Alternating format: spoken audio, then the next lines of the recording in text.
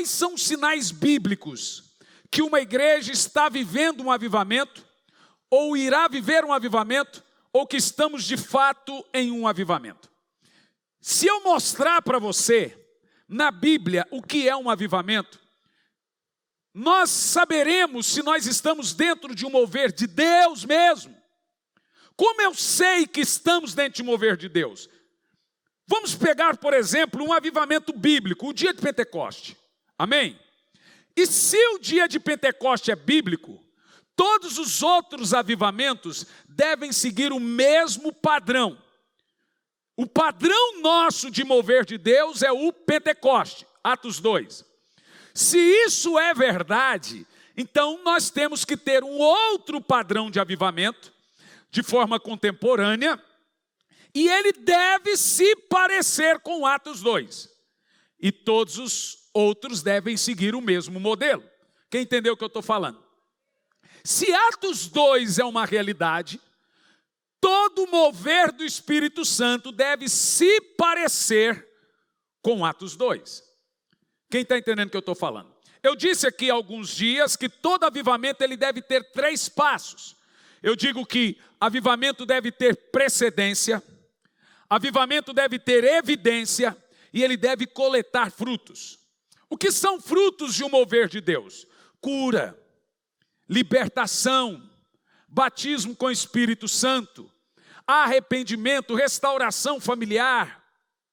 Isso são frutos. A Bíblia diz que as multidões iam ao deserto para serem batizadas por João Batista. Em Atos, no capítulo 5, Filipe, o diácono Filipe, ganha a cidade de Samaria inteira. E depois vai lá Pedro, Tiago, João, e impõe as mãos sobre todos naquela cidade, e eles recebem o Espírito Santo. Um dado muito importante sobre Samaria, falando dos frutos de avivamento, é que os paralíticos andavam. A partir do verso 5, Atos 5, versículo 8 em diante, diz o seguinte, que os paralíticos andavam e os demônios, Atos 8, verso 5, perdão, e os demônios saíam aos gritos, porque o mover do Espírito Santo estava em Samaria, através da vida do diácono Filipe.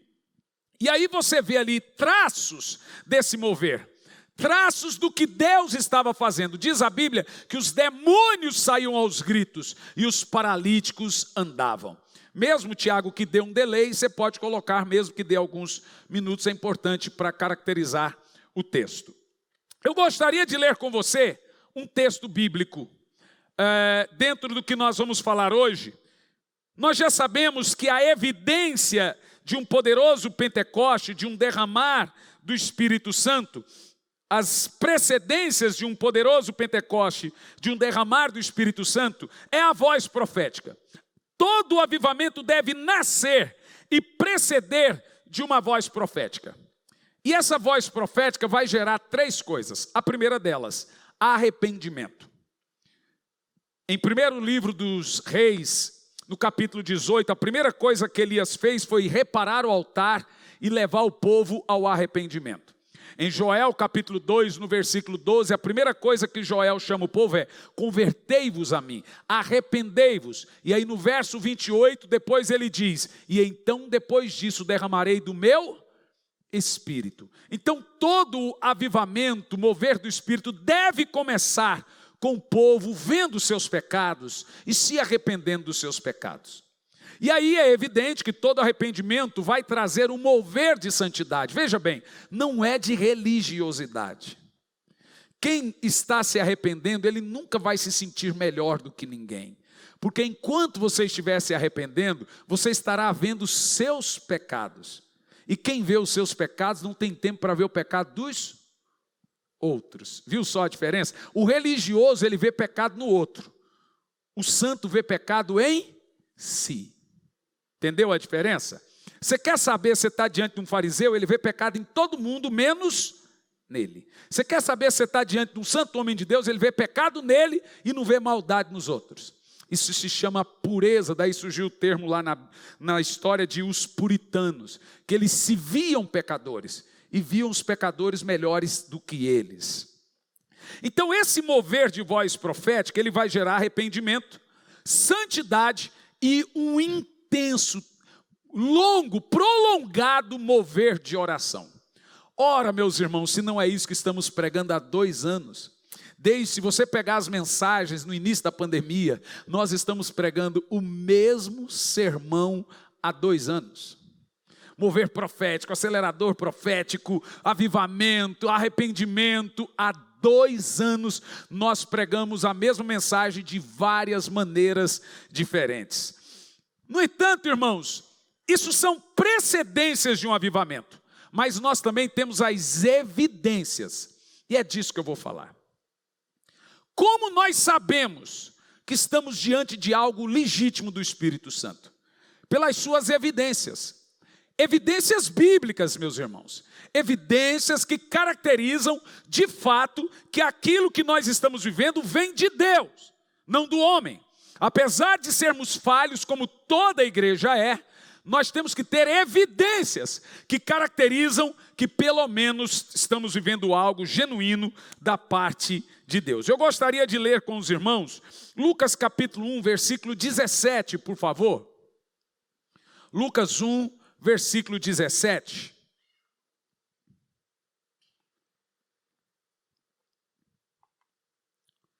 Eu assisti o culto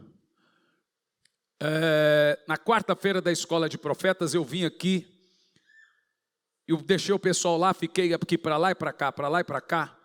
E o pastor Emerson trouxe uma mensagem e foi sobrenatural o que Deus fez naquela quarta. Quem veio, viu. Foi sobrenatural o que Deus fez também nos últimos cultos aqui. Através da vida do pastor Jean, através da vida do pastor Tiago, da vida de todos aqui, irmãos. Está tremendo o que Deus está fazendo aqui. Quem está vindo, está vendo. Quem está vendo aí o que Deus está fazendo. Por isso você não tem que ficar fulano, gosta de ciclano pregando, gosta de beltrano. Não tem isso. Você gosta dos homens de Deus. O mover é do Espírito Santo. E uns vão crescendo mais rápido que os outros. É evidente, mas todos vão crescendo. E assim que é bom, né? Que coisa tremenda. Lucas 1,17 diz: irá diante dele, escute bem, no espírito e virtude de Elias. Para qual propósito? Converter o coração dos pais aos filhos e os... Duro, que rebelde não converte. Mas vamos lá. E os rebeldes, a prudência dos justos. O texto aqui está dizendo que gente rebelde não é prudente. Mas uma das características do avivamento é converter também gente rebelde. Agora, com o fim do quê? Preparar ao Senhor um povo bem disposto. Que texto lindo, meus irmãos. Uau, que texto poderoso. Agora escute bem. Quais são as evidências bíblicas de um mover do Espírito Santo? Evidências, o que evidencia um mover do Espírito Santo? São os dons. Escute bem, todo movimento dirigido pelo Espírito Santo, ele é caracterizado por muita manifestação do Espírito Santo. E é isso que eu quero analisar na Bíblia com você aqui hoje. Cuidado aonde você pisa, se eles não dão o culto para o Espírito Santo, não deixa ele dirigir, não é um lugar que o Espírito Santo tem controle. É muito complicado você estar num lugar em que não dão voz, ou deixa o Espírito Santo dirigir, e não tem manifestações espirituais. Vou te dizer, esses dias alguém perguntou, o que é culto, pastor? Culto bíblico. Como eu sei que eu estou dentro de um culto bíblico? Porque agora está aí também um ídolo de alguns crentes, que culto é só pregação expositiva. Gente, eu sou um pregador expositivo. Quem me conhece sabe. Mas construir um ídolo chamado pregação expositiva, ou seja, citar um monte de texto bíblico e dizer, só isso é culto. Ora, é também. Mas o que é um culto bíblico? A Bíblia diz o que tem que ter num culto? Diz. 1 Coríntios capítulo 14, vamos pegar o verso 26 e vamos ver o que deve ter em um culto. Para saber se isso de fato é um culto bíblico. O apóstolo Paulo diz: quando vocês forem cultuar a Deus, quando vocês forem se reunir, vocês devem fazer isso. E isso que estará aqui agora, 1 Coríntios 14, verso 26, é aquilo que nós chamamos de culto. Se não tiver isso, não é culto. Vamos ler em voz alta. Que fareis, pois, irmãos? Vamos ler? Quando vos ajuntais. O que tem que ter no culto? Cada um de vós cante um salmo, louvor. Tenha doutrina, pregação bíblica. Tenha também... Tenha e faça tudo para. Então um culto bíblico, ele tem o quê? Manifestações espirituais. Ele tem pregação? Tem, está ali. Ele tem louvor? Tem, mas ele tem que ter revelação. Ele tem que ter oração em línguas. Ele também tem que ter interpretação, que é o ato da profecia. Paulo está dizendo que culto bíblico, quando tiver um ajuntamento dos irmãos, obrigatoriamente tem que ter isso. Entendeu ou não? Está na Bíblia ou não? E é isso que nós chamamos de culto. Agora, uma das coisas interessantes que nós lemos na Bíblia é que todo mover de Deus, ele foi caracterizado inicialmente pelos dons do Espírito Santo. Põe o verso 25, verso 1 desse texto, deixa o capítulo 14, versículo 1. Diz assim: segui o amor, procurai com zelo os dons espirituais. Agora observe o termo. Principalmente o de... a palavra principalmente aqui é bem característico de Paulo. Paulo está dizendo assim: todos os dons têm importância, mas o da profecia deve ser o principal.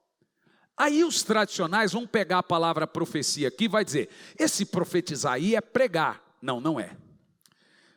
A palavra pregar aqui, eu vou mandar aqui uma foto no meu tradutor. Tem gente que ama quando eu faço isso. No meu tradutor do grego, e aí eu mando para o Juliano manda para o Tiago, a gente põe na tela.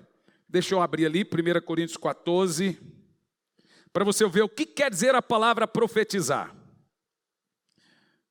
1 Coríntios 14 e 1, a palavra profetizar. Dei o print, e agora eu vou mandar aqui para o meu cunhado. Cunhado é parente, gente.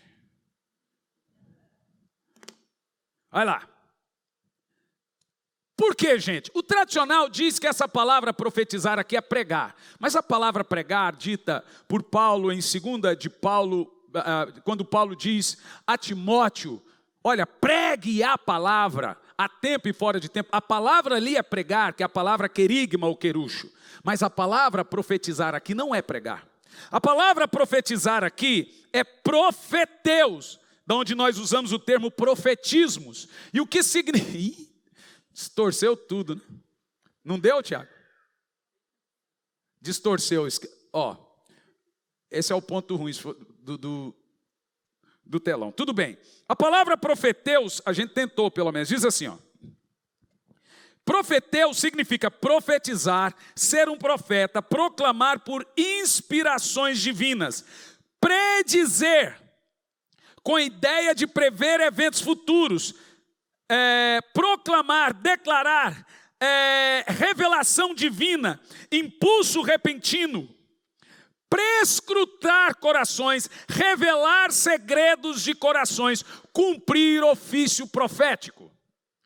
Voltando ao texto, que nós vamos falar muito de 1 Coríntios 14, o texto aqui diz que seguir o amor, o zelo, os dons espirituais, mas principalmente profetizem. Por isso que aí lá no verso 26 está dizendo assim, ore em línguas, interprete, faça revelações para edificar a igreja. Paulo está deixando claro que um culto cheio do Espírito Santo, se é cheio do Espírito Santo, tem que ter o mover do Espírito Santo e tem que ser dirigido pelo Espírito Santo. Se é um culto só de homens, eu posso só ensinar, doutrinar e etc. Mas se o culto é dirigido pelo Espírito Santo, o culto é a Deus e é dirigido pelo Espírito Santo, ele tem que ter os dons espirituais. Continuando o texto de 1 Coríntios, olha o versículo 2 agora, por gentileza. 1 Coríntios 14, versículo 2. Porque o que fala em língua estranha não fala aos homens, senão a Deus. Porque ninguém o entende em espírito, fala em mistério. Deixa congelado o texto. Alguém me perguntou, pastor, me prova na Bíblia que os apóstolos oravam em língua. Provo. E a prova que os apóstolos oravam em língua está no versículo 18 desse texto. Verso 18. Porque quem está falando é Paulo. E ele diz assim, vamos ler todos juntos? Dou graças a Deus, porque falo mais em línguas do que todos vós. Normalmente quem não crê diz assim, não, mas aí Paulo está falando de idioma. Porque Paulo tinha cidadania grega, Paulo tinha cidadania romana, Paulo também tinha cidadania de epicureus, cretense. Então Paulo provavelmente falava uns 5 idiomas. Mas será que Paulo está falando ali de idioma? Porque no versículo 2, qual é a língua que Paulo fala mais que todo mundo? Vamos ver no verso 2. Qual a língua que Paulo fala mais que os outros? Uma língua estranha. Qual é a língua que Paulo fala mais que os outros? Uma língua que não fala aos? Qual é a língua que Paulo fala mais que os outros? Uma língua que só fala a? Qual é a língua que Paulo fala mais que os outros? Uma língua que ninguém? Qual é a língua que Paulo fala mais que os outros? Uma língua que em espírito fala em? Então não é o idioma. Quer ver mais um texto? Verso 14. Qual é a língua que Paulo fala mais que os outros? Porque se eu orar em língua estranha. Então qual é a língua que Paulo orava mais que os outros? Uma língua que ora em línguas. Qual é a língua que Paulo fala mais que os outros? Uma língua que ora em? Qual é a língua que Paulo fala mais que os outros? Uma língua que o seu intelecto não sabe nem o que você está falando.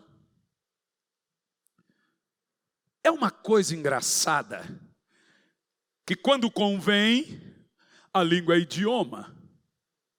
Quando não convém, era uma língua estranha, mas o dom ficou restrito para aquele tempo. Será que é verdade? Bom, eu disse isso para os irmãos, porque eu quero traçar um mapa aqui agora. Opa! Ficou bom. Vamos lá, profetizeis. Eu pedi para eles colocar a palavra profeteus, e significa o quê?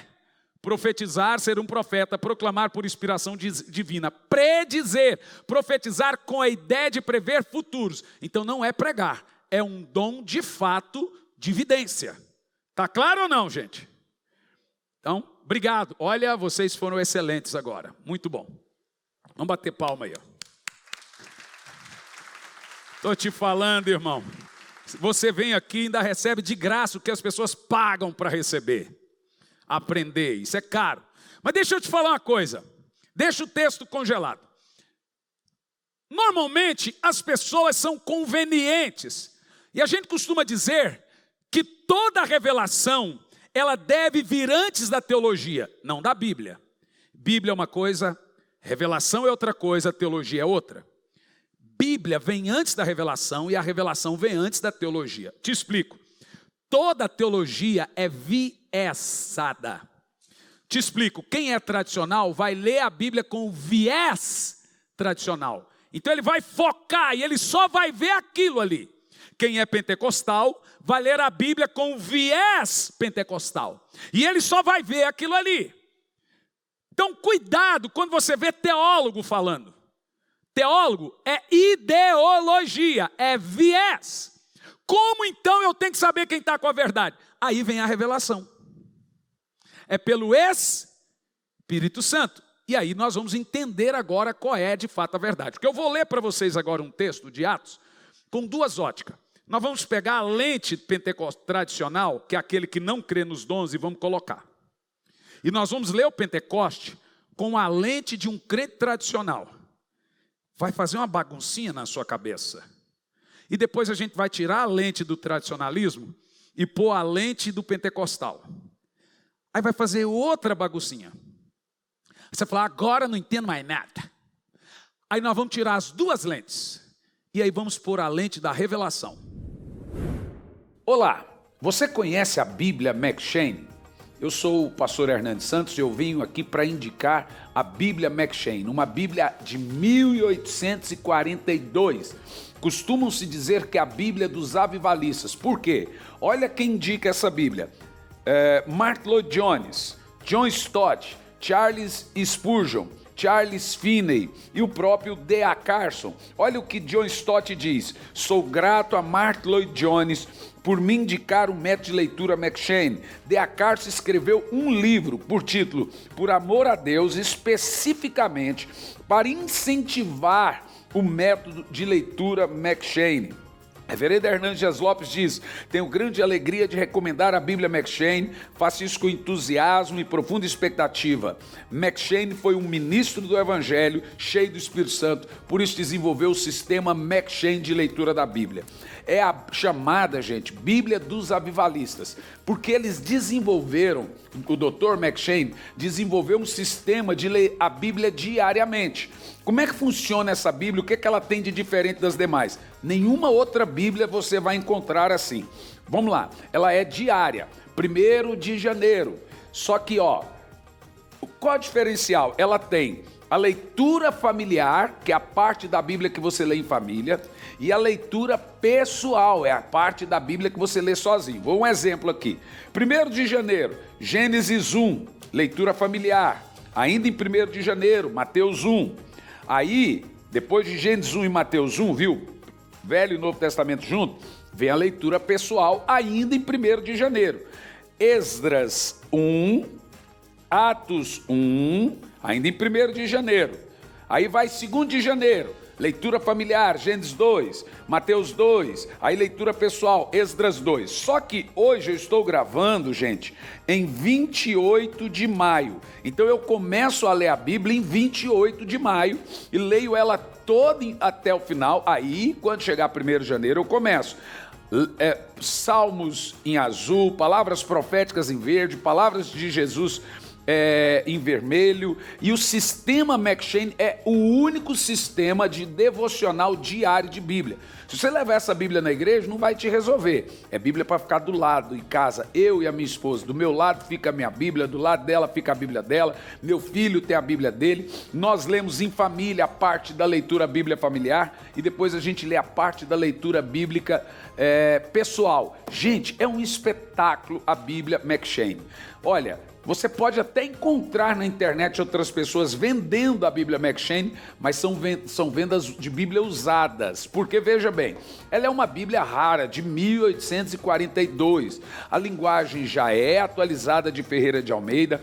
Tem gente vendendo Bíblia de R$900, gente vendendo de R$400, por se tratar de uma Bíblia rara. Tem gente vendendo até mais barato, só que são Bíblias usadas. A nossa é Bíblia nova. Nós vamos enviar, vai chegar para sua casa, é a maneira de trazer avivamento na sua casa. M'Cheyne era um avivalista, então ele desenvolveu um sistema de leitura bíblica diária. Qual a ideia de M'Cheyne? Ler o Velho Testamento, Salmos e o Novo Testamento 2 vezes por ano. Então você vai ler a Bíblia inteira no ano, sendo que o Novo Testamento 2 vezes por ano e de forma muito bem organizada. E as revelações desse avivalista chamado Robert Murray M'Cheyne, que influenciou tantos outros avivalistas. Eles usavam a Bíblia de M'Cheyne para ter o seu período, o seu tempo com Deus, e é isso que a gente quer. O que a gente quer é que um avivamento venha sobre a sua casa e sobre a sua família. Nós estamos vendendo essa Bíblia, gente, a R$190.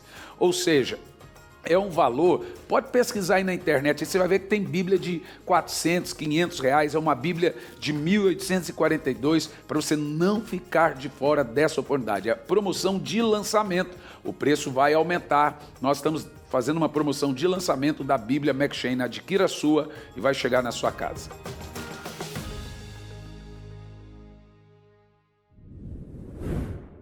Nós vamos pegar a lente pentecostal tradicional, que é aquele que não crê nos dons, e vamos colocar. E nós vamos ler o Pentecoste com a lente de um crente tradicional. Vai fazer uma baguncinha na sua cabeça. E depois a gente vai tirar a lente do tradicionalismo e pôr a lente do pentecostal. Aí vai fazer outra baguncinha. Você fala, agora não entendo mais nada. Aí nós vamos tirar as duas lentes. E aí vamos pôr a lente da revelação. Vamos ler primeiro, pega a lente do tradicionalismo e põe. Atos capítulo 2, versículo 1. Vamos ver o mover do Pentecoste, o Pentecoste de Atos 2. Porque eles dizem que a língua falada, a língua falada no Pentecoste foi idioma e não uma língua estranha. Será que eles estão certos? Se os tradicionais estão certos que a língua falada no Pentecoste era o idioma, tudo que a gente está fazendo aqui é coisa de doido. A Bíblia vai dizer que é idioma? Bom, vamos ver.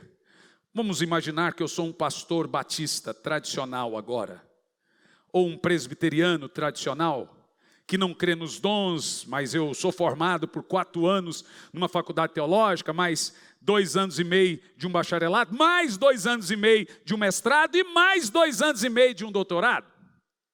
Dá ao todo aí 12 anos de estudo. Então vamos supor que agora minha cabeça está tão cheia de regra hermenêutica e exegética que eu não vejo mais a revelação, eu vejo só letra, ponto, vírgula, ponto, vírgula, ponto, vírgula. E eu não tenho mais a revelação. Então, para mim, o que importa é a letra. Vamos ler com esses olhos da teologia, como se prega em alguns lugares. Cumpriu-se o dia de Pentecostes, estavam todos reunidos no mesmo lugar. Lembre-se que eu agora creio que a língua estranha do Pentecoste é um idioma. Estamos com uma lente agora, ok? E de repente veio do céu um som, ou não tem avivamento sem som. Não tem avivamento silencioso. Um som como de um vento impetuoso e encheu toda a casa em que estavam assentados. E foram vistas por eles línguas repartidas como de fogo. Ei, aqui não diz que é língua de fogo. Diz que alguém teve uma visão e parecia língua de fogo. E pousou sobre cada um deles. Continua. E todos foram cheios do Espírito Santo e começaram a falar em outras línguas. Mas essas línguas aqui são idiomas. É mesmo? Me prove, pastor. Eu provo. Em outras línguas, conforme o Espírito Santo lhe concedia que falassem. Vamos ver se é idioma. Em Jerusalém estavam habitando judeus, varões religiosos de todas as nações que estavam debaixo do céu. E correndo aquela voz, ajuntou-se uma multidão e estava confusa. Porque, leia todos, cada um os ouvia falar na sua moiô. É um idioma ou não? Responda, gente. Mais alto.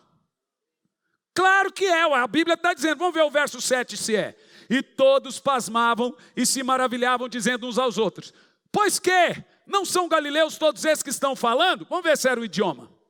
Como, pois, os ouvimos cada um na sua própria língua que somos nascidos? Moiou de vez agora.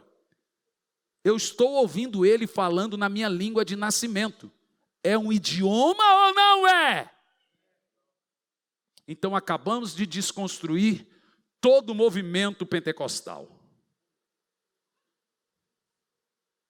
Porque a construção do pentecostalismo está nesse texto.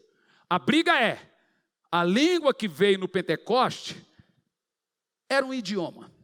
Eles ouviam cada um na sua própria língua de nascimento. Se isso for verdade, tudo o que fazemos aqui é uma loucura. E agora? O que nós vamos fazer agora? A Bíblia diz com todas as palavras que eles ouviam cada um na sua língua materna. O nome disso é idioma. Como que está a sua cabecinha agora? Bem confusa?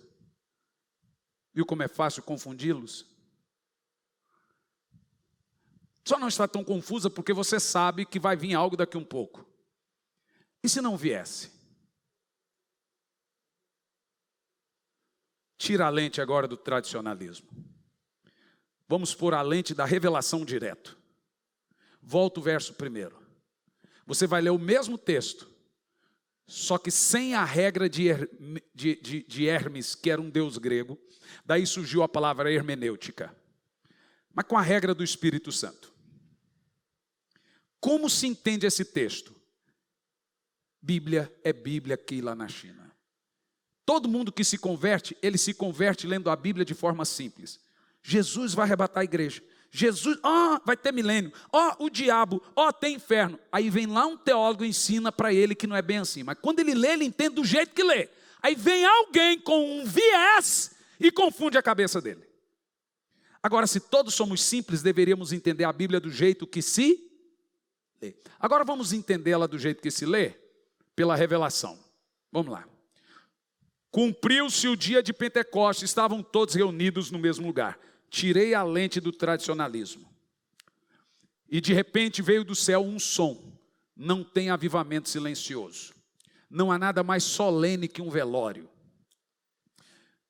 Um vento veemente e impetuoso encheu toda a casa em que estavam assentados. Por isso que quando as pessoas estão orando em língua, a gente fala mais alto, porque era um barulho, e foram vistas por eles línguas repartidas como de fogo, e pousou sobre cada um deles. Deixa congelado.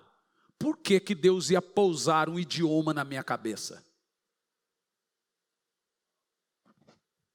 Continua. E todos foram cheios do Espírito Santo. Espera lá.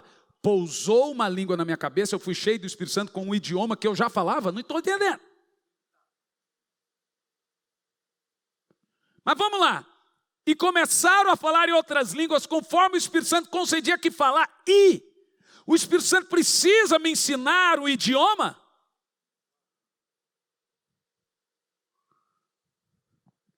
Mas a coisa é mais séria do que o que você está ouvindo. Porque o tradicional diz que o texto está dizendo que falavam em idioma. E de fato, o texto está dizendo que ouviam idiomas. Não que falavam idiomas. Quer ver? Verso 5. Em Jerusalém estavam habitando judeus, varões religiosos de todas as nações que estavam debaixo do céu. E correndo aquela voz, ajuntou-se confuso, pois cada um E não tem um texto que diz que falavam o idioma, mas diz que se ouviam um idioma. E por que que se ouviam o idioma? E aqui eu quero... Gente, eu não quero polemizar. Eu quero é treta mesmo. Não é polêmica, é treta. Inclusive, quando eu ponho um sermão desse, fica bloqueado os comentários. O que os olhos não veem, o coração não sente. Guarda para si a sua opinião, que aí ninguém briga. Sabe por quê? Não tem nenhum texto que diz que os homens cheios do Espírito Santo falavam idioma, mas diz que eles ouviam o idioma. E aí, por isso que eu digo que é impossível obedecer o ID de Jesus, cumprir-se um avivamento sem esse dom. Eu vou te mostrar por quê. Não tem como o evangelho avançar sem o exercício desse dom. Por isso que a briga milenária é por causa desse dom. Pensa num dom que o diabo não gosta. E vou te explicar por quê. Não tinha só grego ou só alguém falando em aramaico ou hebraico lá naquele dia. Quantos idiomas de nações diferentes tinham naqueles dias? Vamos ver. Verso 7.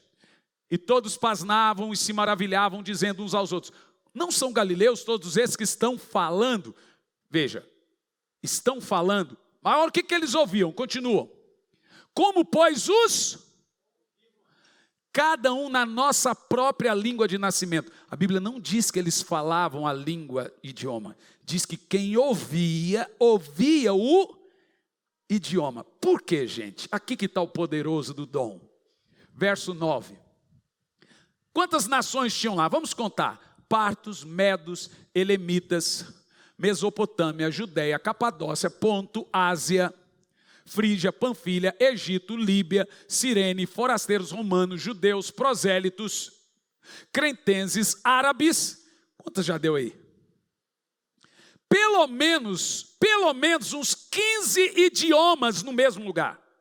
Como que esse povo vai ouvir a palavra de Deus se cada um tem um idioma diferente? Agora me diga, como que eles entenderam e se converteram 5.000?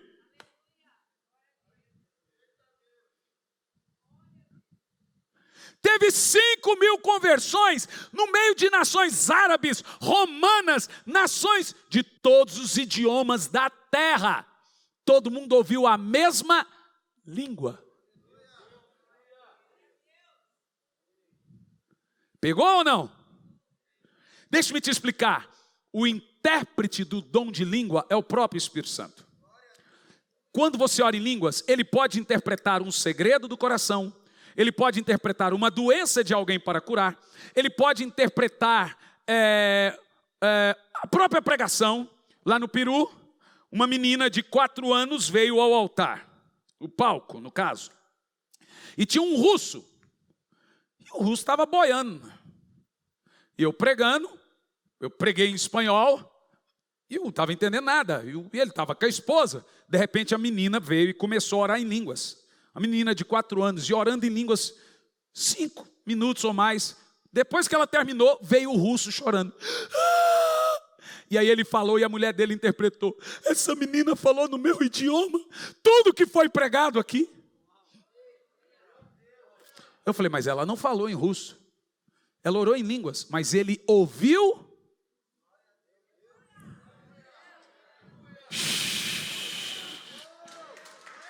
Aleluia! O pessoal está perguntando, o que é esse negócio que está falando chu? Chu em hebraico é mergulha. Então o pessoal voltou da escola com esse termo chu, porque é mergulha. Quando vem uma revelação, você mergulha e pau, pega. Né, João? Dá um chu bem chuzado aí. É da onde surgiu aquela palavra do barulho da água, né? Sabe o que é interessante nesse dom? Te explico. Estava em Jerusalém nações de todo mundo, e tinha que haver conversão. O que o Espírito Santo fez? Ora em língua. E enquanto o povo começou a falar em outras línguas, as nações vieram, e agora o Espírito Santo foi interpretando dentro da cabeça de cada pessoa o idioma materno dele. E diz o texto que cada um o ouviu falar na sua própria língua. Deixa-me te falar, como que vamos obedecer o ID de Cristo sem esse dom? É grave, gente. Esse é o mover do Pentecostes. Se esse mover é real, todos os outros têm que seguir o mesmo. Como sabemos que estamos diante de uma evidência de um avivamento? É isso. As nações se achegam até nós. Ou elas vêm, ou nós levamos. No nosso caso, já tem gente vindo e tem seu pastor levando. O que aconteceu no Pentecoste se repete na Rua Azusa, se repete com John Wesley, se repete no país de Gales. Na Rua Azusa aconteceu 2 fatos, já contei aqui para os irmãos, já aconteceu comigo, vou dizer para os irmãos, eu viajando, acho que no voo da Emirates, e sentou, acho que estava indo para um desses países da África, não sei se era Zimbábue, ou Zâmbia, ou Malawi, ou Moçambique, ou Angola, sei lá, ou Nigéria, é um desses tantos que eu já fui, e aí sentou uma turca. Como é que eu sei que era turca? Porque o Espírito Santo me falou. Aí vem o Espírito Santo e fala, prega. Para quem? Minha mãe, engraçadinho. Prega. Para a turca. Ah, tá. Do you speak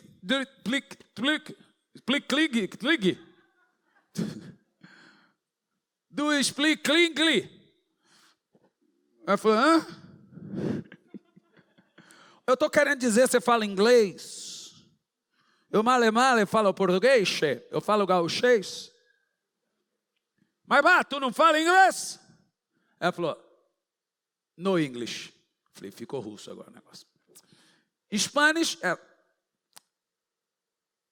português. Falei, Espírito Santo, agora ficou bom. Não, agora, beleza. Ó, vou falar o quê? A mulher não fala inglês, não fala espanhol, não fala português, eu vou falar o quê? Aí diz a Bíblia, quando você chegar, o Senhor falou para os apóstolos, abra a boca, eu colocarei as palavras. Não se preocupe com o que você deva dizer, as palavras vêm do Espírito. Aí o Senhor falou assim, abra a boca que eu falo. Irmão, aí eu comecei a orar em língua. Eu não sei o que aconteceu, em 2, 3, 5 minutos a mulher estava... como aconteceu dentro do avião aí comigo e o Jean, vindo de São Luís. Deu 2 minutos, a pessoa, no voo de Brasília para cá, né? A pessoa teve a vida dela todinha revelada por esse dom, entregou a vida a Jesus. Eu dormi, mas o Jean ficou observando. Estava essa pessoa e as irmãs, e ela veio 1h30 pregando para as irmãs, e as irmãs também aceitou Jesus dentro do avião. Aconteceu agora com a pastora Elisandra no salão de beleza. Gente, mulher pregar no salão de beleza é avivamento. Nós estávamos em Caldas Novas e ela sentiu de falar com era salão? A mulher está fazendo unha? E a pessoa em lágrimas, cheia do poder do Espírito Santo, e ali, coragem, porque cortar a unha e orar em línguas pode perder o dedo. Nós estamos vivendo esse tipo de coisas. A Lu já contou aqui que estava andando na rua, e o cara lá de Bagdá, e o Espírito Santo veio e mostrou a vida do cara, ela pregou, o cara veio no culto no sábado seguinte, Zeca pregou, ele aceitou Jesus aqui. Veja você que nós não vamos operar ou viver nada sem essa manifestação, gente. Essa manifestação é uma evidência padrão, não é precedente. Então todo mundo que ora em língua está cheio de... Não, nós estamos falando que é evidência. A precedência é arrependimento, santidade e vida de oração. Mas a evidência são os profetismos, são os dons do Espírito Santo. Isso não pode ser apagado. Por isso que nós estamos aqui, ora em línguas, porque quando você vai orando em línguas, a revelação cola dentro de você.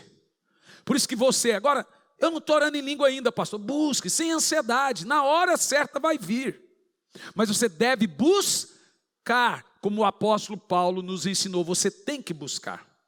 Lá na Rua Azusa, em 1906, uma mulher foi profetizada por um escravo.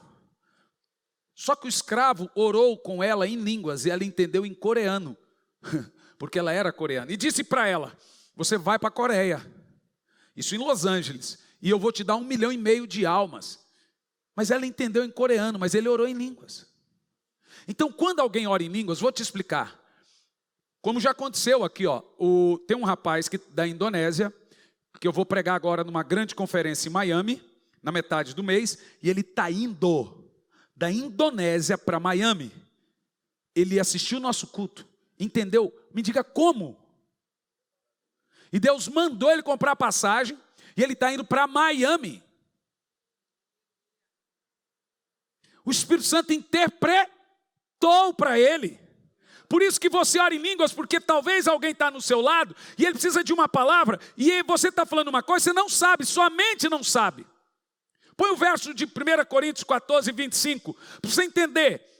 E aí alguém precisa de uma palavra, uma cura, uma libertação, um milagre, e a hora que você está orando em língua, Deus pega essa língua, interpreta, de acordo com o que Ele quer. Lê em voz alta, os segredos do seu coração ficarão manifestos, e assim lançando sobre o seu rosto, adorará a Deus. Foi o que Jesus fez com a samaritana, revelou os segredos do coração dela, ela se converteu e disse, esse homem é profeta, ele revelou minha vida. Esse é um dom. Toda pessoa que ora em língua está usando um profetismo, e Deus pode pegar, revelar a vida de alguém. Só Deus faz isso. Nem você que está orando em língua pode saber. Ele pode trazer uma cura. Ele pode trazer um milagre. Pode libertar uma família. Pode trazer um arrependimento. Pode confrontar um pecado não confesso que estava escondido. Se tiver, ele faz. Agora é o prazer dele. Ele faz como ele quer, da maneira que ele quer. E ele interpreta a língua. O intérprete da Bíblia é o Espírito Santo. E o intérprete da oração em línguas é o Espírito Santo. Nós temos aqui orar. Que coisa. É tremendo. Eu vou dar 2 textos para você. Hebreus 4 e 12. Nós vamos ler o verso 12 e o verso 13. Para você entender como é poderoso esse mover de Deus. Vamos ler todos, verso 12 e 13. Vamos lá. Porque a palavra de Deus é viva e eficaz e mais penetrante que qualquer espada de dois gumes. É isso. A Bíblia diz que a Bíblia é uma espada, não uma almofada. É algo que veio para te cortar, não para te deixar confortável. É para ferir. Ai, eu estou tão ferido. Então, mas só de um lado, é para ferir dos dois lados. Porque a palavra de Deus, ela é uma espada de dois gumes, e ela penetra até a divisão da alma e do espírito, das juntas e medulas, e apta para discernir o quê? Os pensamentos e intenções. Para qual finalidade? E não há nenhuma pessoa encoberta diante dele. Todas as coisas estão nuas e patentes aos olhos daquele que devemos tratar. Essa é a palavra de Deus, esse é o dom profético, esse é isso. Quando tem uma igreja cheia do Espírito Santo e vem mover profético, irmão, tudo está nu, tudo está nu.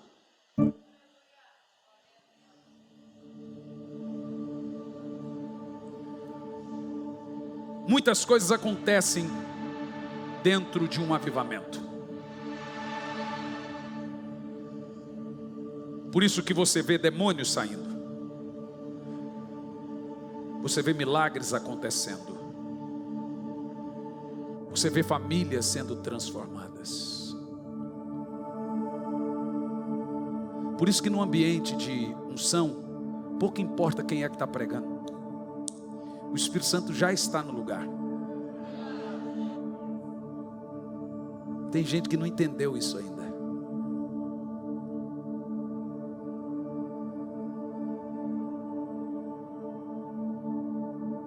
Por isso que você deve buscar Espírito Santo.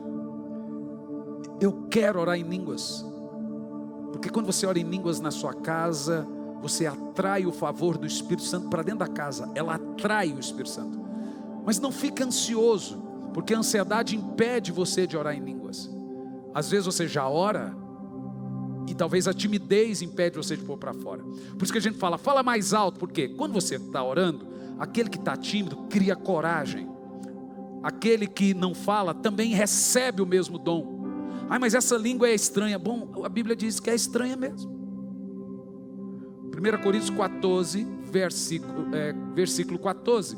Se a própria Bíblia diz que é estranha e que a mente fica sem entendimento, é para isso mesmo. Porque precisa do Espírito Santo interpretando. E ele interpreta de várias maneiras. Vamos ler aqui, ó. Porque se eu orar em uma língua, quem ora em português é estranho, em inglês é estranho, espanhol, mas o meu espírito ora, mas a mente fica sem fruto. Nem eu sei o que eu estou orando em línguas. Aí vem o Espírito Santo e interpreta. Por isso que eu vou dizer para você, irmão, eu convido você que me assiste a jogar de lado o orgulho doutrinário. Às vezes a pessoa não tem fé para orar em línguas e critica o que não entende. Você pode fazer exegese, hermenêutica, do que você quiser. Sem revelação, você nunca vai ter a verdade. Porque a teologia é viés. Ela é indutiva. Ela é comprometida. A revelação não.